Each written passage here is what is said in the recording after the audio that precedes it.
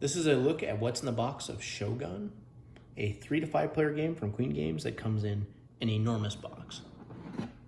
And this isn't even the big box version. So we have the map, which, I mean, this, and then again, this is a classic game. It's kind of outdated in terms of design, I mean graphics, but it still has some cool mechanisms, and I think the mechanisms last, but the production value does not through the years.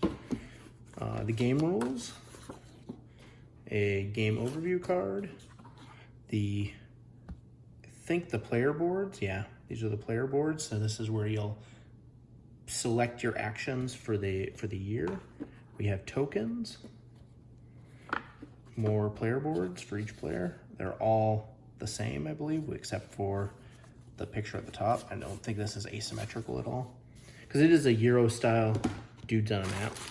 We have the giant bag of cubes. So what this game essentially does is you have this cube tower that you'll drop the cubes in. When you fight a battle, you'll add more cubes into this cube tower, which is this guy, which has some things in it that keep the cubes from all falling out. Now, it does look like, I don't know, there's a good chance that most of them are gonna come out, but some of them may not. And then those will be in there for later. And we have a giant insert for, I'm guessing the cubes go in here. I don't know if that's very, if you don't end up with cubes all over in your thing. And the cards go in here. So these are the action cards where you can play like what you're gonna do in each province.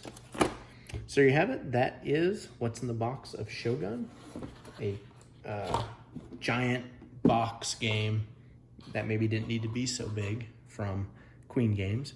If you enjoyed this video, please like and please subscribe, and please take a look at our other videos. Thank you.